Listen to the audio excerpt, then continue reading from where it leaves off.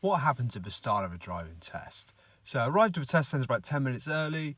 My local test centre even has a sign up saying only arrive 10 minutes early. As you can imagine, they do pack the tests in fairly back to back. So if you get down there a bit too early, other people are finishing their driving tests. And it's just going to make it a bit more difficult for them. If the car park's busy, it's full, people are waiting to queue for the next tests. So get there no more than 10 minutes before. Once you get there, reverse park your car. Reason being you reverse park it is it's easier for you to get going once you start your driving. Move into the exit the car, block it, walk into the test centre. There is no office or desk or reception area to report to. There should be toilets provided, so if you need to go, go. If you don't need to go anyway, because if you're out on your driving test, the last thing you want to be doing is, I can't wait for this test to be over so I can go to a toilet, and just sit and wait. It is very much like a doctor's waiting room. Very quiet, sometimes a bit awkward, but the last thing you want, to be quite honest, just before your driving test. I know of my learners, I try to engage them in conversation as much as I possibly can, just to sit there and dwell for 5 to 10 minutes thinking, oh my God, I've got a driving test. The examiner will come out and call your name. There's no need to report in saying it's John Smith here, I'm here for my test at 12:02. They will come out and call your name. Once they've called your name, they'll ask to see your provisional licence. Is your address correct? This is quite a big one. A lot of people have moved house, uni students, whatever, people move and they haven't updated their address. Again, it's not the end of the world, but it is something you can do pre-test. It takes up to 4 weeks for it to come through once you change the address. You can change it online. However, it normally comes through in less than a week. But it does make it a bit easier for when you pass. They take your provisional licence and post your new driving licence to your address that's on there. If you have moved, it just makes this a lot easier. You may have access to your old address, but again, this should be done months before you do your driving test. And it is a legal requirement, so you should do it as you move anyway.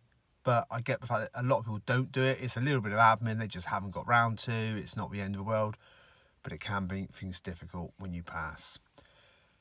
Once they've checked your driving licence is real, they normally shine a little bit of a UV light on it. They get you to sign a couple of documents on their iPad. Your signature must match the one on your iPad. Sorry, not one on your iPad, but one on your driving licence. This can be quite tricky because a lot of times you sign with your finger, your signature may have changed. They can provide a stylist to make this a bit easier for you. It's just to make sure you are you. Again, they're used to doing this. A lot of people have got pictures on their driving licences from when they're about 14, when it's been done from their passport. As long as there's likeness, it's all good. Then they may ask you, have you got any questions today? Would you like anyone to come with you? And if the answer is no and no, they say, well, let's go outside and we'll do an eyesight check. At that point, you'll leave the exit the test centre waiting room and you'll read a number plate. Not off your own car, because they will ask you which car is yours. Hence, you could memorise it before you went in. They will get you to read a number plate off a different car. They'll then proceed to the car. They may just ask you at that point, feel free, get in the car, but don't start the engine. Sometimes they may ask you to show me, tell me questions on the way to the car, just to get out of the way and done. So they may ask you to tell me about your tyre pressures, how you check them. The examiner will then walk around the car. This is just a quick visual inspection. Has the car got L plates? Do the tyres look legal? Are the number plates legal? Does it look in roadworthy condition? They will also type your number plate into their iPad. This is to check the insurance, the MOT, and to check it's road legal.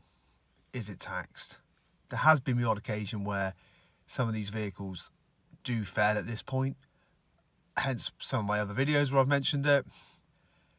When the examiner's ready, they will get in the car. You'll know whether you're doing road signs or sat-nav, because if it's sat-nav, the examiner will have a little carry case with them with their sat-nav in. You don't have to provide a sat-nav, they bring one with pre-programmed routes. So if they haven't got this, you know you're doing road signs.